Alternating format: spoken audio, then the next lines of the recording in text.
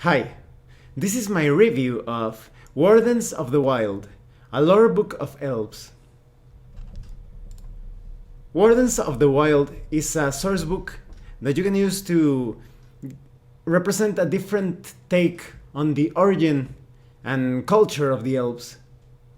This source book is compatible with the Pathfinder role playing game and with Dungeons and Dragons 5th edition. It contains many rules and thematic elements so that elves in your campaign setting recuperate or recover that sense of wonder, of otherworldliness, and even a sort of alien feel to them. Now, let's talk about the quality of the PDF. The quality is pretty good. I just found a few errors. However, I noticed that this document was updated a few days ago, so maybe those errors have already been fixed. Either way, I'm going to send what I found to the Total Party Kill Games in case they haven't spotted those errors, and so they will be fixed in the near future. And the book has some pretty awesome illustrations. They look somewhat mysterious, and they remind me of those illustrations that you would see in a fairy tale book. So it goes pretty well with the theme of rediscovering the magic of elves. And you have bookmarks. The document is fully bookmarked, and you have great organization. Everything is pretty easy to understand. Even the errors that I mentioned did not represent an obstacle for me to understand the content of the source book. Now, let's talk about the contents. First, you get a foreword talking about the inspiration, how the author thought that sometimes elves became somewhat generic, that as comparing them to, for example, the Lord of the Rings. And you can see the theme of the Lord of the Rings in many places of this book because, for example, the graphic layout, it reminds you of the Lord of the Rings without becoming too unoriginal. That is, it still stands on its own with its own flavor and feeling. And then you have a nice introduction telling you how to use the document, and most of all, what I liked of the introduction is that they give you this alternate origin for the elves. So, for example, imagine what if the elves came from another, let's call it a plane of existence, another world, and they got stranded in a material plane as the connection between the two worlds disappeared.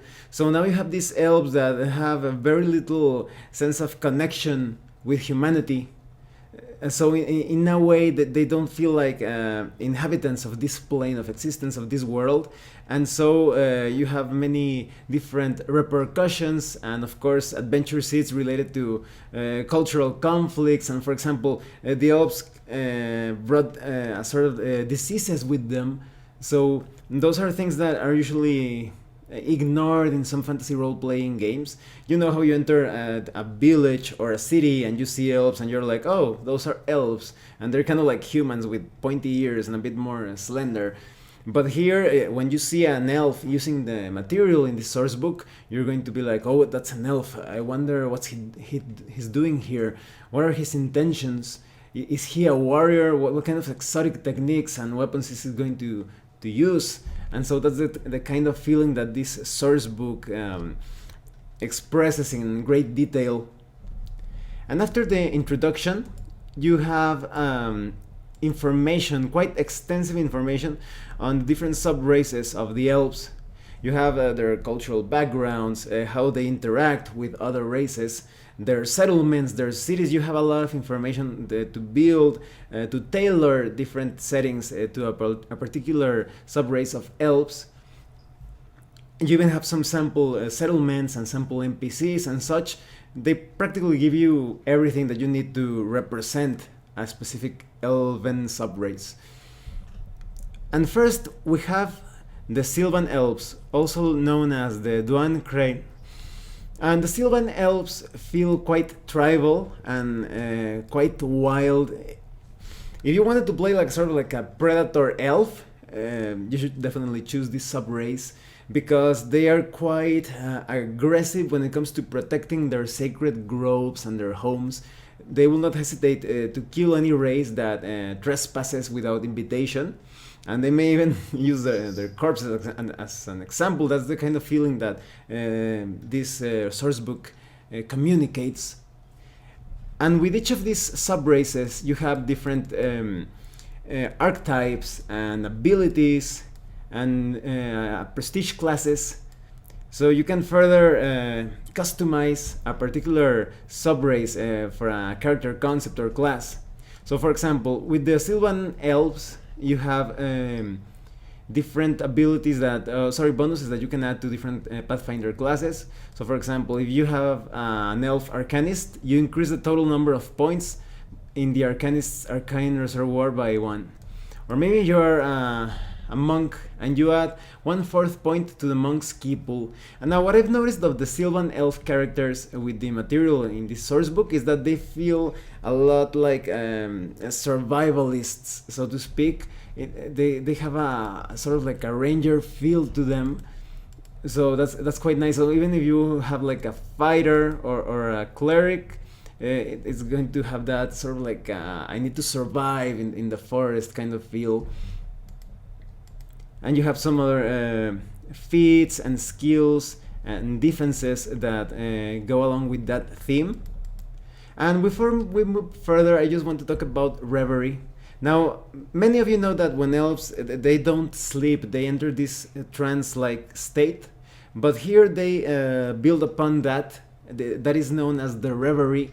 And it's sort of like an out-of-body experience for the elves. Like they perform some weird astral travel of sorts, and they may actually gain some benefits while being in the reverie, unlock some secrets. So it feels quite nice, like another opportunity for you to unravel the mysteries of a particular campaign, and not just taking a rest, you're actually exploring somewhere else. And after the Sylvan Elves, you have the Highborn Elves, also known as the Aenrugei. The Highborn Elves are basically your aristocrats of the elves. They fit into certain roles that have to do with warrior nobility, so to speak. So they are warriors from a very young age. That doesn't mean that they have to be fighters. It just means that they train to participate in different violent situations. However, they refuse to take some other professions or actions what they consider below their rank. So for example, they are not farmers or craftsmen of certain sorts. So they feel somewhat, as I was telling you, aristocratic, and they actually have a bit of a hard time getting along with others. They are not hostile, but they don't feel like they are speaking on the same level. So you can expect the same from their abilities and character traits and such. That has to do with being learned and having a presence, a privilege of noble birth and action. And so those are the Highborn Elves. And then you have the Grey Wanderers, which are also known as the Ley Secret. And the Grey Wanderers they aren't really a sub-race. They're mainly like a melting pot of different sub-races of elves that banded together sometimes, and some other times they walk alone. And they wander everywhere. They don't have the same roots as other elves, and that is reflected in their eyes, which are usually gray, when the other elves have very colorful and bright eyes. So the Grey Wanderers are those characters that specialize in more than anything in scouting operations and exploration. They're very curious, and they get along fine with most of the other races, although all of these sub-races really hate evil races such as the orcs. So the Grey Wanderers have that feeling of somewhat of a bard, of a jack of all trades, master of none. Now, after those, we have the Umbral Elves, or also known as the Dwayne Skye.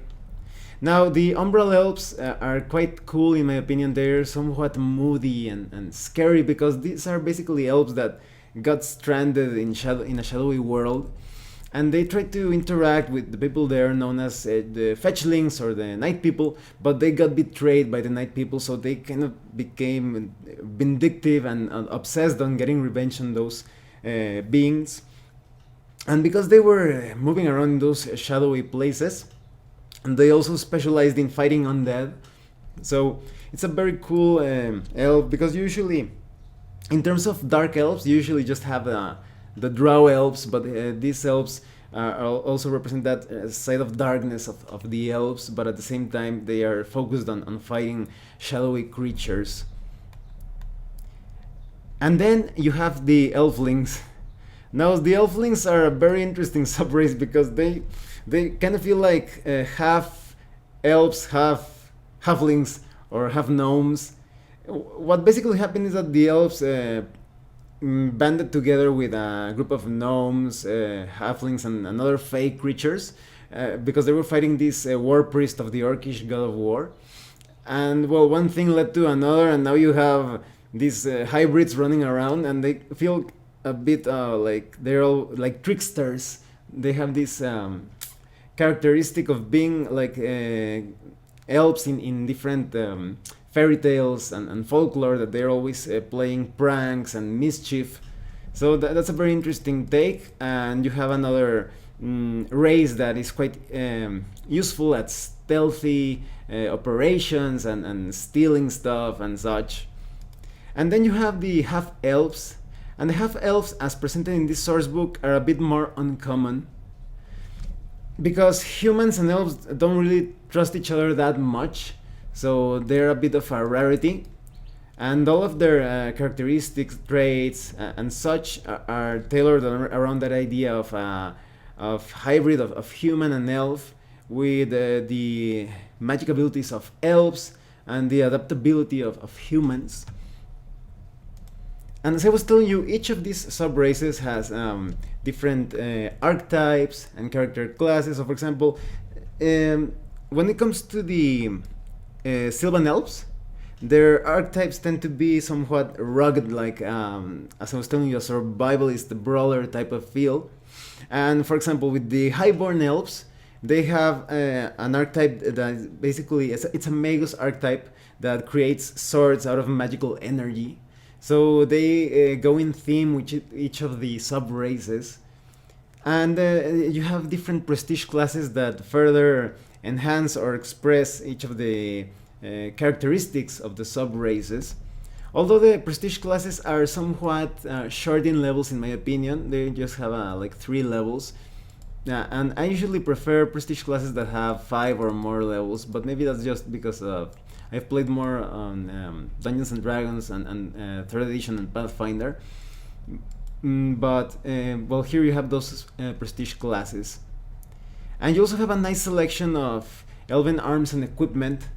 They feel quite exotic and very much in theme with the entire source book. So, for example, you're going to find a lot of arrows. If you have like an archer alchemist, you're going to be quite pleased with different arrows here. Let me see if I can. Oh, here they are. I'm going to read some of them to you. They're quite self-explanatory. You have Assassin Root Arrow, Bleeding Arrow, Entangle Arrow, Hollow Shaft Arrow, Poison Leaf Arrow. So you have a lot of arrows, and you also have some alchemical ones over here. Alchemical arrows of different types. Durable Arrow, Lodestone Arrow, Slow Burn Arrow, and such. And you have a nice selection of elven feats that you can use to further enhance the theme of your character class, depending on the race or sub-race that you decided to choose. So for example, you have Arcane Talent, magic is in your blood and at your fingertips. And Battle Grace, your grace on the battlefield intimidates your foes. And you have Court Scribe, you know more arcane spells thanks to your Fey Patron. Elemental Penetration, your energy spells penetrate the resistance of the target. There are just a lot of feats. I'm quite surprised at the amount of content, considering this is just a 217 page document. You have a lot of feats, and you also have reverie feats that further enhance that aspect that I was telling you when an elf goes to sleep or into trance rather. You have feats that will assist you in those otherworldly travels. And then you have different elven traits and archetypes. So for example, when it comes to elven traits, They have to do with the dexterity and the refined aspect of elves. So you have ambidextrous, arcane dabbler, uh, pearl diver. You are skilled at finding treasures in the warm coastal waters near the desert. You have a trade talk. This is exclusive for half elves raised by humans. And you have a tree song, tree walker, everything in theme with the elves. And you also have magic traits such as arcane warrior, astute adept, and such. And you have new elven classes. I really love new classes that just gives you a lot of variety. Even though with fantasy settings in general, but especially Pathfinder, you have a ton of classes. Some of them feel somewhat similar between each other, but and these new character classes feel a bit more unique, at least when it comes to how they work with the sub races. So, for example, you have the Rampart, which excels at defending his chosen ground and creating opportunities for his allies. Pits in which to trap troublesome enemies, walls to channel attackers into a killing ground, distractions to cover a withdrawal. These are all the forte of the Rampart. And then you have the... Sorry about that. It's... here it is, the Bastion, and this is an archetype. The Bastion combines the thundering power of firearms with his defensive magic. And there are just a huge variety of classes and archetypes. Then you have the Thorn Warden base class. Thorn Wardens are many talented individuals. They are capable of fighting using their spectral binds to damage and grapple foes, but they are also highly skilled in many disciplines, and their choice of Thorn talents give them even more versatility or specialization.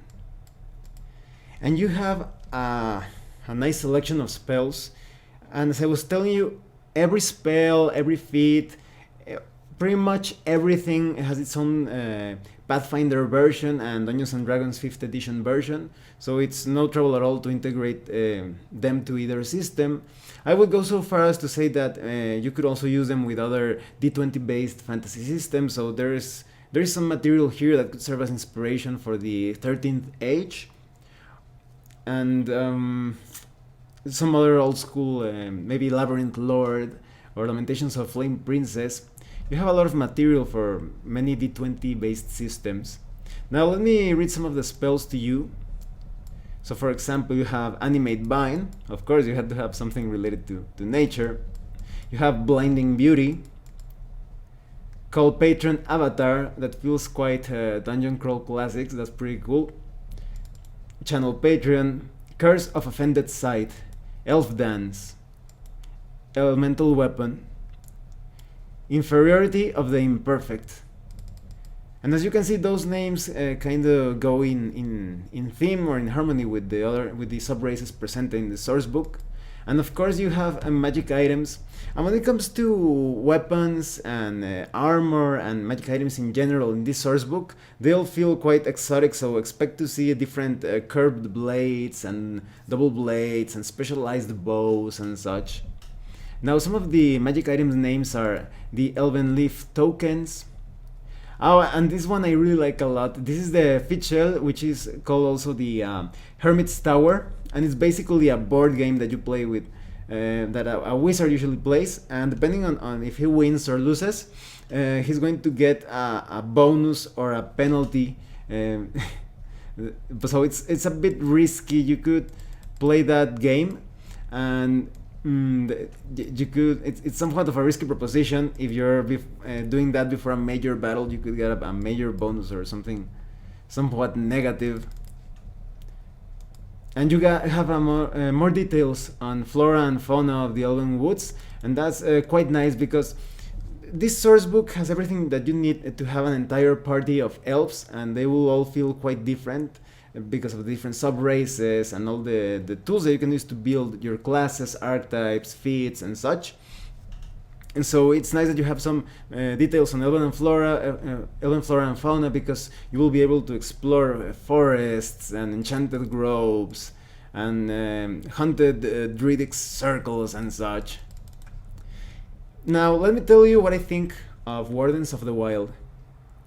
I was quite surprised because there are just too many elf related source books out there and material and such. So I thought that at first that this could be a bit generic, but they actually give you some pretty interesting ways in which you can modify your campaigns when it comes to the origin of the elves, of the way they interact with other races.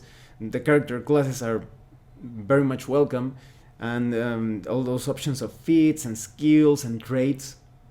I think those of you that already love elves and play either Pathfinder or Dungeons and Dragons 5th edition really need to get this one. Only if you like elves like any other race, this would be just a good option for your campaign. I think this would be a must-have if you play both Pathfinder and Dungeons and Dragons 5th edition, because there's just a lot of stuff here and you'll be able to use it in either game. Especially if you're a dungeon master or game master, get this one if you are using both systems. The only thing that I consider like a bit negative, but that's a preference of mine, is when it comes to the prestige classes, that I wanted a few more levels for each one. But overall, this is a great source book, so I can already see how many players will be able to use this for an elf-based campaign, and you have so many choices. You won't feel bored. Even if you played, for example, 2 years, you have a lot of material here. Well, thanks for watching my review. If you have any comments or questions, please let me know. See you later.